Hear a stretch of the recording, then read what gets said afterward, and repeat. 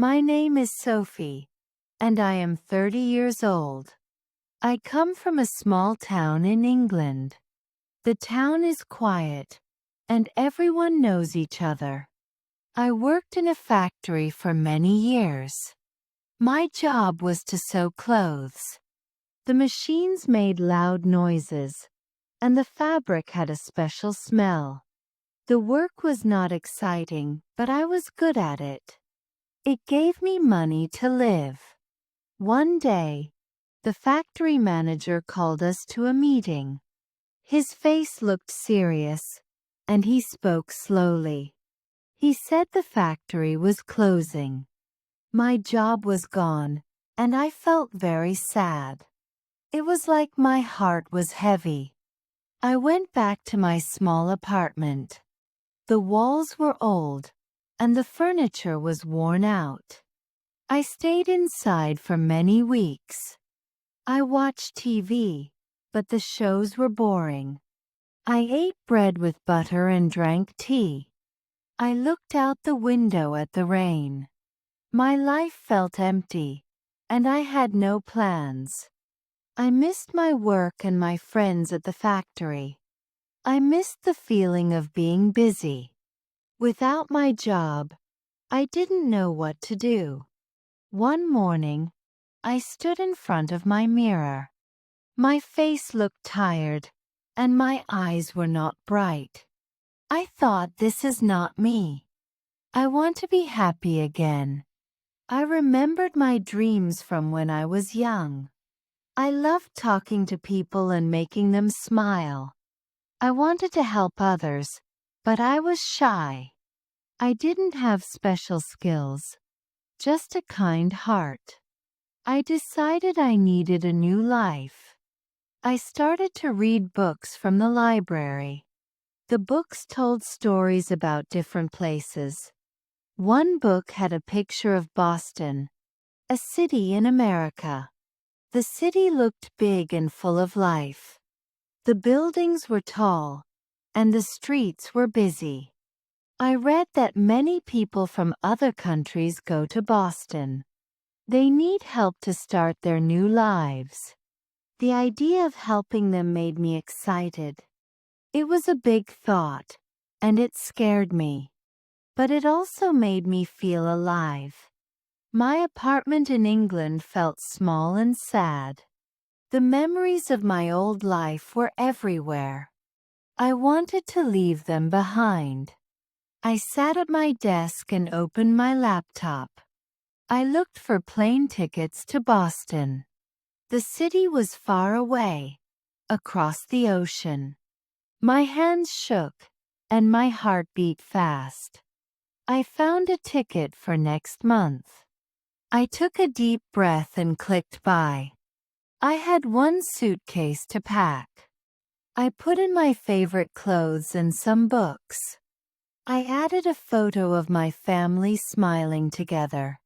That was all I needed. The day of the flight came. I stood at the airport with my suitcase. It was heavy, but my thoughts were heavier. I was scared to leave my country. My hands were cold, and my stomach felt tight. But I also felt a small spark of courage. I said to myself, this is my chance to start again. I walked onto the plane and sat by the window. I didn't look back as the plane took off. The flight was long, and I watched the clouds outside. I thought about Boston and my new life. When the plane landed, Boston was very cold. It was winter.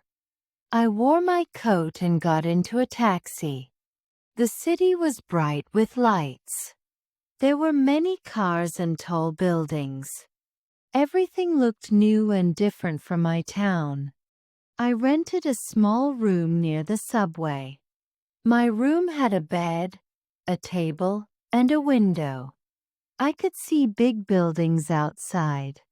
The room felt strange, not like home. But I wanted to make it my home. The first days in Boston were not easy. The cold air made my nose red. The streets were full of people moving fast. They spoke with accents I didn't know. I could understand them, but I had to listen hard. I got lost many times. One day, I wanted to find a supermarket. I walked for a long time in the wrong direction. My feet hurt and I felt tired. I missed the streets of my town in England. I felt sad and thought if I made a mistake. One evening, I was looking at a map. I felt confused and a little lost. A woman walked up to me. She was older, with a warm smile. Her name was Grace, and she lived in the room next to mine. She asked, "Are you new here?" I said, "Yes, I'm Sophie from England." She looked at my map and showed me the supermarket. She also showed me bus stops. She said, "This bus goes to the city, and this one goes to a park." Grace was kind and didn't laugh at my English words. She said, "You will learn how things work." Her words made me feel better. Grace was my first friend in Boston. My English was okay for simple things. But in Boston, people spoke fast. They used words I didn't know, like sidewalk instead of pavement. I felt shy when I talked. I wanted to speak better and feel like I belonged. I found free English classes at the library. The library was big and warm, with many books. I went to classes every Tuesday and Thursday. The first class was scary. There were people from Japan, Brazil, Ukraine, and China. The teacher asked us to talk about ourselves. When it was my turn, my face got hot.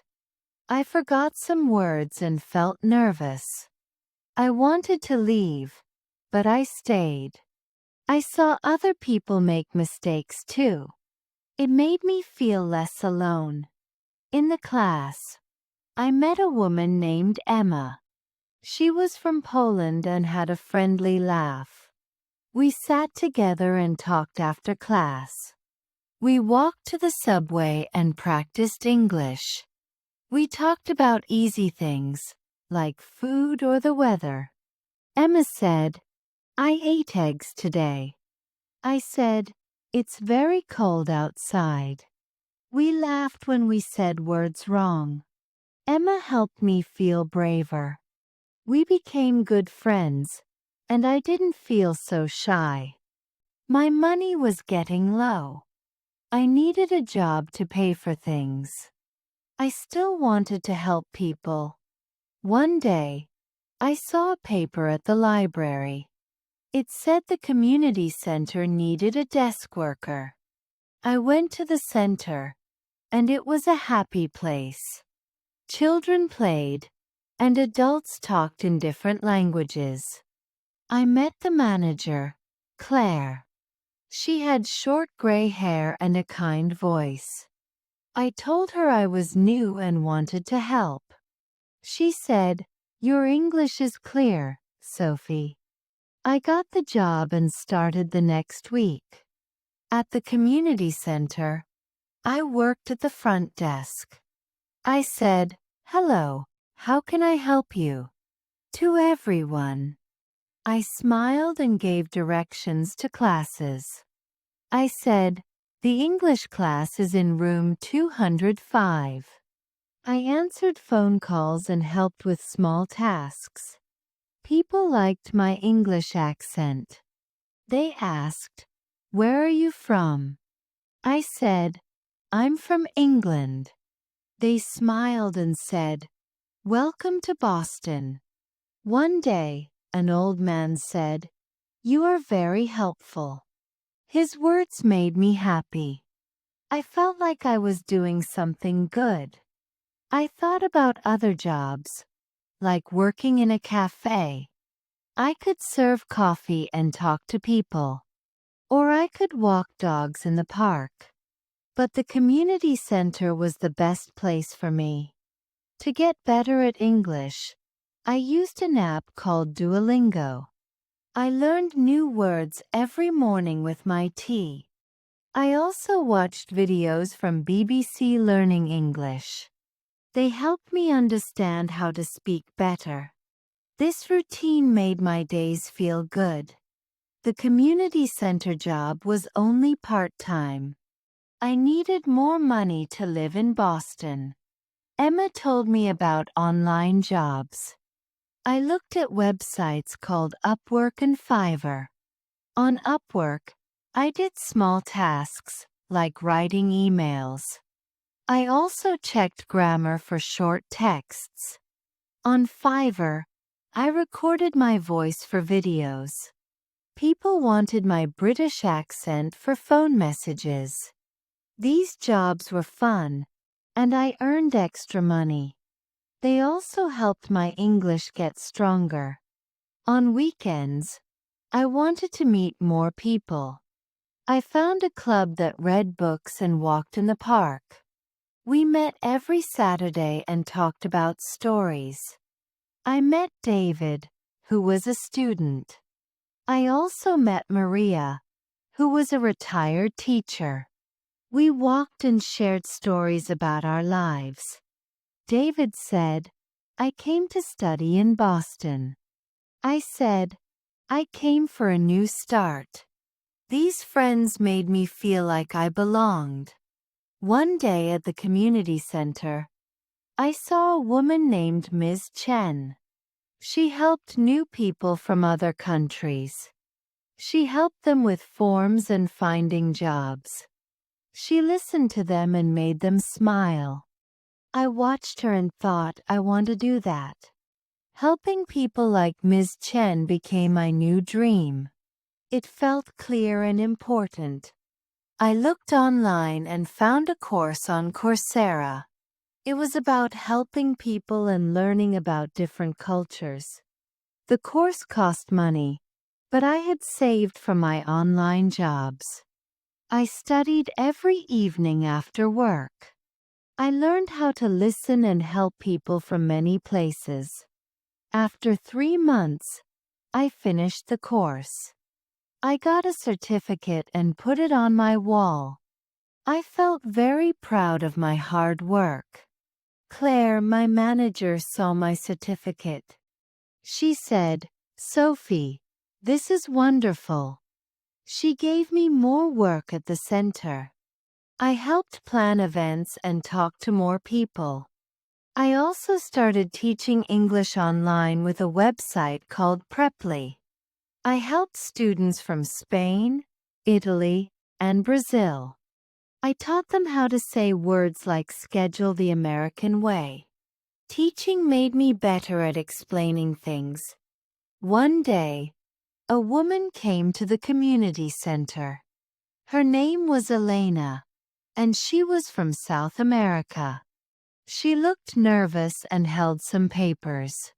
Her hands shook, and she reminded me of myself when I arrived. I walked to her and said, "Can I help you?" She said, "I need help with these forms." Her English was not strong. I sat with her and explained each part slowly. I said, "This is for your name. This is for your address." She smiled and looked calmer. I told her about the library English classes. I said, "I was scared too, but you will learn." I also told her about online jobs, like writing subtitles. I did those jobs and they helped me. Helping Elena made me feel good. A few weeks later, Claire called me to her office. I was nervous, but she smiled. She said, "We have a new job, program assistant. You would help people and plan programs. I think you are perfect." I was so happy. I wrote an application and talked about my course and online work. I worked hard to show I could do it. That same week, I got a letter from a college. I had applied to study a course about helping people. The letter said, "Welcome, Sophie. We want you." I was excited and proud. My online jobs paid for the course. Upwork, Fiverr, and Preply gave me money and skills. I felt ready to learn more. A year later, it was winter again in Boston. I was the program assistant at the community center. I helped people every day with forms and questions. I planned events and made people feel welcome. I wasn't the shy Sophie from England anymore. I felt strong and happy with my work. One morning, a young girl walked into the center. She held a map and looked lost. Her eyes were wide, and she seemed scared. She reminded me of myself when I first came. I smiled and said, "Hello, can I help you?" She said, "I need the children's art class." I showed her the way on her map. I said, "Go up the stairs and turn left. It's room 201. She thanked me and walked away with a smile. I felt warm inside, like I made her day better. I thought about Grace, who helped me with my map. I thought about Emma, who practiced English with me. I thought about Ms. Chen, who showed me my dream. They helped me and now I helped others. My life in Boston was full of good things. I had friends like Emma, David, and Maria. I had a job that made me happy. I was studying at college to learn more. I wasn't scared anymore. I was proud of my new life. Every day, I woke up early and studied English. I used Duolingo to learn new words. I watched videos to practice speaking.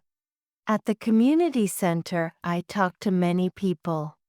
I helped them find classes or understand papers. My English was much better now. I used American words like awesome and sure. I felt like I belonged in Boston. My online jobs grew too. On Upwork, I wrote more emails and short stories. On Fiverr, I recorded more voice messages. On Preply, I taught more students. These jobs made me better at writing and speaking. They also gave me money to save for college. I felt proud that I could pay for my studies. Sometimes, I walked in the park with my book club. We read new stories and talked about them. David told us about his school. Maria shared poems she loved. I told them about my work at the center. These moments made me feel close to my friends. Boston was not just a city anymore. It was my home. I still thought about helping people like Ms. Chen. I wanted to help new people feel welcome. At the community center, I saw many people like Elena. They were nervous and needed help. I sat with them and listened to their stories. I helped them with forms or found classes for them. Each time someone smiled, I felt happy. I was living my dream.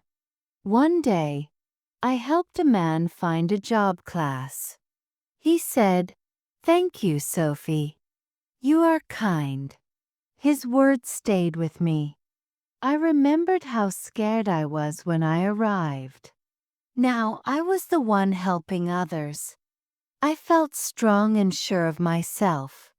My life was not empty anymore. It was full of purpose and joy. I kept studying at college and working hard. The course taught me new ways to help people. I learned about different cultures and how to listen better. I used these skills at the community center. Claire said, "Sophie, you are doing great work." She gave me more tasks, like planning a big event. I worked with other people to make it happen. The event was a success, and everyone was happy. My life in Boston was busy and good. I woke up every day with a plan. I studied, worked, and helped people. I had friends who made me laugh. I had a job that made me proud. I was not the sad woman from England. I was a new Sophie, strong and happy. Boston gave me a new start, and I was thankful every day. If this story touched your heart, please do like, share, and subscribe to this channel. My sweet viewers, thanks for watching. See you in the next video.